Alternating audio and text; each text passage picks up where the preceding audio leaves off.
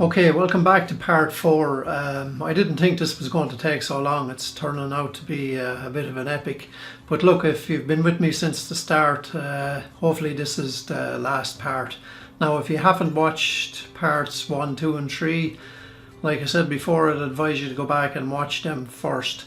But let's get stuck into it now and try and get it wrapped up. Okay, so day 7 we leave Berchtesgaden in Germany and travel to Ljubljana in Slovenia. It's a distance of 373 kilometers with a travel time of 5 hours.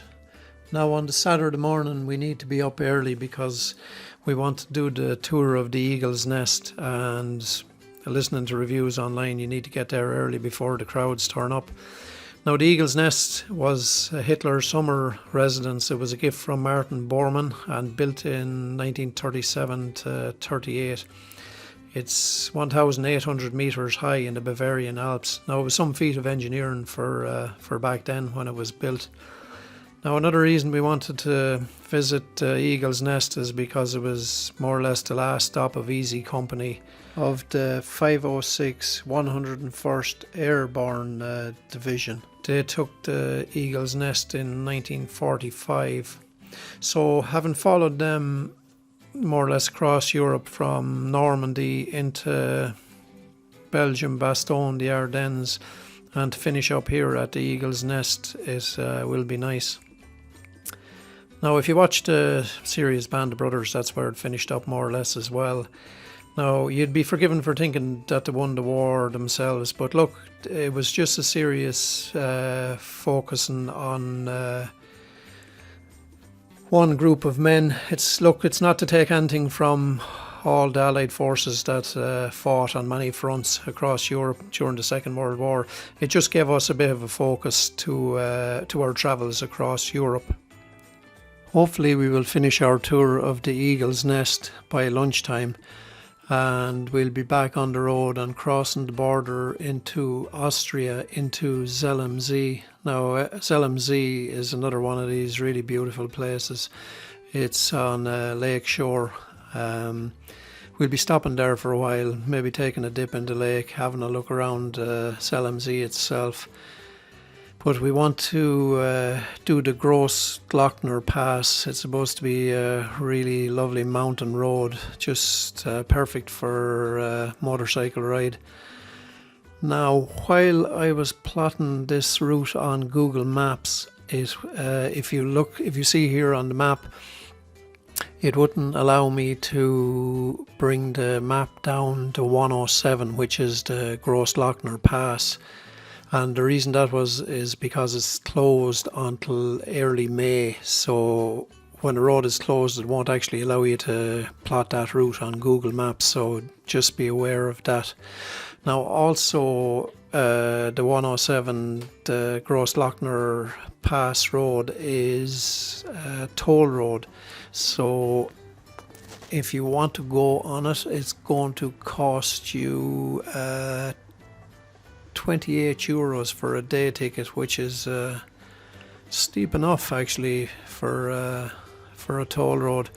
And it actually says it's 21.50 for a trip after 6 p.m, but I doubt it'll be that late when we get there, but we'll see how we go. That should more or less be it for Saturday, day 7. We'll make our way on down to Ljubljana, and this is the hotel we are staying in on Saturday night. It was 90 euros for a twin room. I'm not even going to try to pronounce that one either, but it looks like a decent enough hotel with it has free parking as well. So that's it for day 7. Okay, so Sunday, day 8, we will be leaving Ljubljana in Slovenia and travelling to Split in Croatia. It's a travel distance of 530 kilometres and a travel time of 10 hours. So look, we're going to be on the road most of the day on day 8. Now, the coast road in Croatia is supposed to be ideally suited for motorbikes, and the scenery is supposed to be spectacular. I've looked at a couple of videos of lads on bikes on the road, and it looks super, to be honest with you. Now, from here on in, the journey is going to be more or less about the spin on the bikes each day and seeing what we can see. We're kind of winging it a bit from here, and we're going to just take in what we can take in. So I'm going to move through the rest of this fairly quick. Okay, by the time we get to Split, it'll probably be late in the evening, so like Ljubljana the night before, we'll just have a look around and see what we can see. I think Split is a fairly popular tourist destination, so it's probably going to be busy that time of year. Now, this is the hotel we're staying at. It's Hotel Pax, and it is €134 for the twin room for the night there, which is a bit dearer than we paid now in most places, but it's probably the fact that it is a touristy place and it's busy that time of year. Monday, day 9, we will be leaving Split in Croatia and heading for Sarajevo in Bosnia-Herzegovina. It's a travel distance of 304 kilometers and a travel time of 5 hours 7 minutes. Now, we will be going via the town of Mostar. We'll be stopping there to have a look.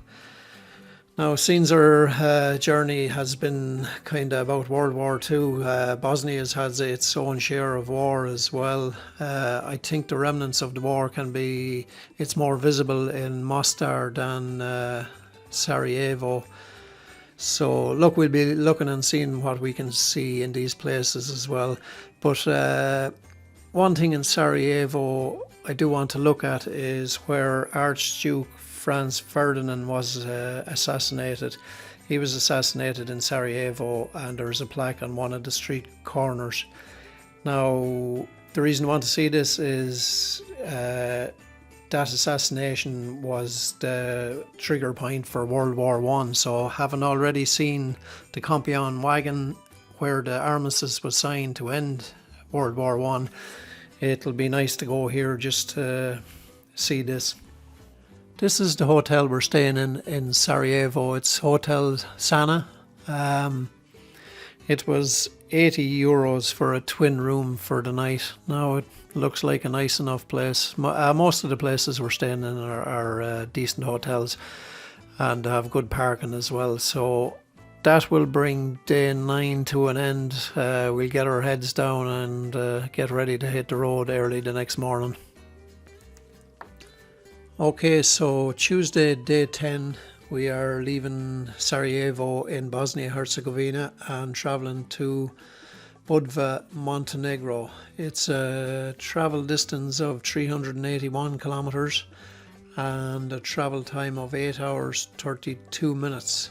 We are going via Dubrovnik in Croatia, so look, that'll be a nice spin for day 10. We'll be on the road most of the day by the look of it, and we end up in Budva that evening. Now, Budva is supposed to be one of those really nice towns on the Adriatic coast. So by the time we get there, we'll just do a bit of exploring that evening and head for the hotel. We actually have an apartment in this hotel complex. The Villa Mercy is the name of it. Again, it looks like a really nice place. And the cost for the apartment for the night is €95, which isn't bad. So that'll wrap up day 10 for us. Wednesday, day 11, we leave Budva in Montenegro and travel to Pristina in Kosovo. The distance is 304 kilometres with a travel time of 10 hours. Now, the reason it's going to take so long is halfway along we catch the Kumani ferry. It's a ferry that takes you up through the lakes. It's actually, I think, in Albania. We have to cross into Albania, catch this ferry. The ferry takes 3 hours, but the scenery along the route is supposed to be spectacular. Now, I only came across it by chance when I was plotting the route on Google Maps, and I ran our road and just zoomed in to see what happened and came on this ferry. So unfortunately we're going to have to get up early, leave Budva in Montenegro maybe at 4 or half 4, because it takes 4 hours 30 minutes to get to the ferry, and then the ferry itself takes 3 hours. But look, hopefully it'll be worth it. Now this is the website for booking your tickets. It's going to be a good idea to book your tickets in advance, because the ferry only goes once a day. So if you turn up there and it's full, you won't get on it till the next day.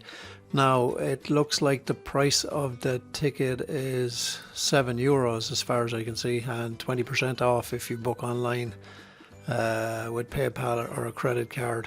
Or a one-day tour is €26. Look, I'll leave the link in the description below for this page. Now this is the hotel we're staying in Pristina. It's the Hotel International. Again, looks like a fine hotel. We'll spend the night there, do a bit of exploring around Pristina, see what we can see, and that will end day 11 for us. Thursday, day 12, the second last day of our journey. We leave Pristina in Kosovo and head to Bansko in Bulgaria. It's a distance of 336 kilometers with a travel time of 5 hours.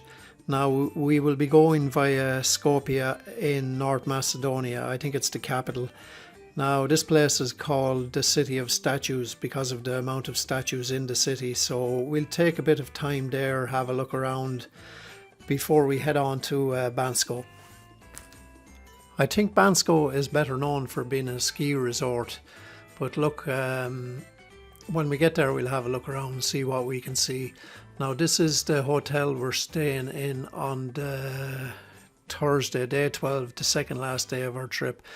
It looks like a fine hotel, just like the rest of them. Now don't forget the link to the Google sheet is in the description, and that will give you links to all the hotels and the prices of the hotels. It also gives you the link to the routes on Google Maps that we're taking, so you can click into that anytime you want. Okay, so finally Friday, day 13, the last day of our spin across Europe. I'll probably be across Europe quicker on the bike now than it took me to put these videos together. I didn't think it was going to take that long when I started off, but anyway, here we are on the final day. We leave Bansko in Bulgaria and go to Sunny Beach in Bulgaria. It's a distance of 433 kilometers and a travel time of 7 hours. So there's no real plan for the Friday. It's just up on the bikes in Bansko and head for Sunny Beach.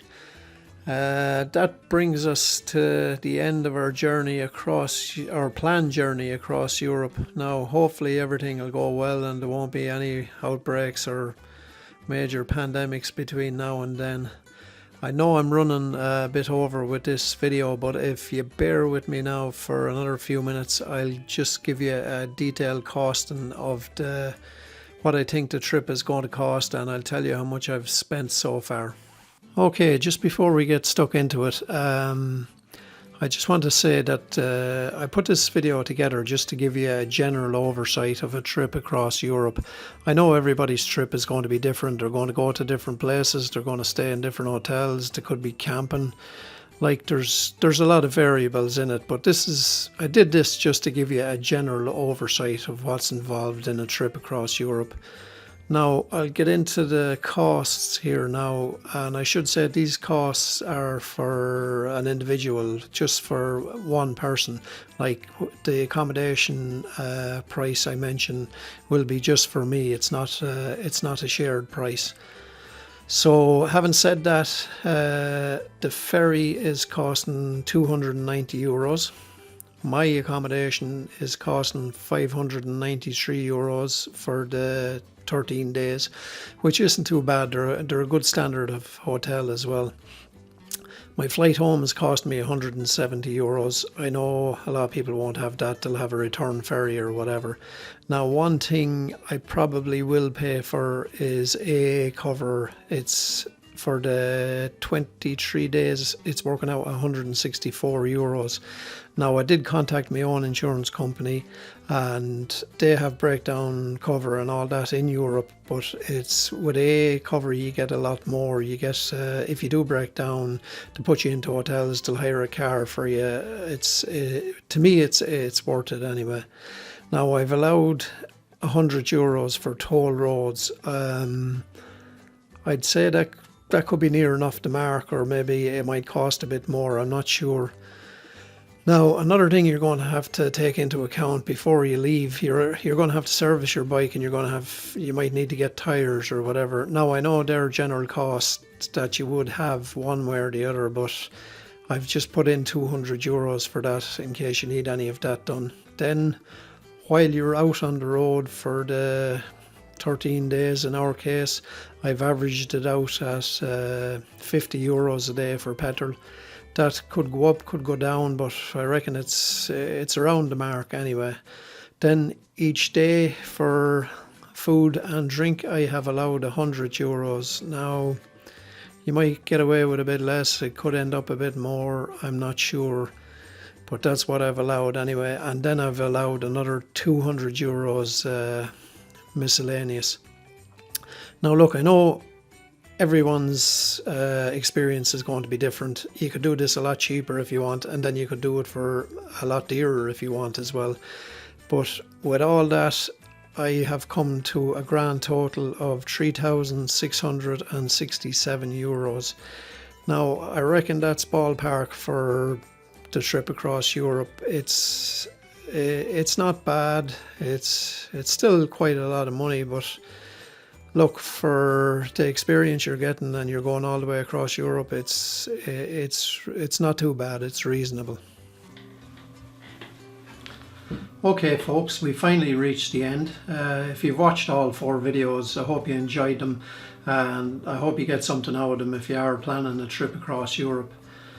Now, if you do like the video, just give it a thumbs up or subscribe to the channel. And if there's enough interest in the video, myself and Gary are bringing a couple of GoPros with us. So when we do leave in July, I will do maybe a daily video and just post it each evening and give you a bit of information about our trip. So thanks for watching so far, and hopefully I'll see you again sometime in the future. Bye.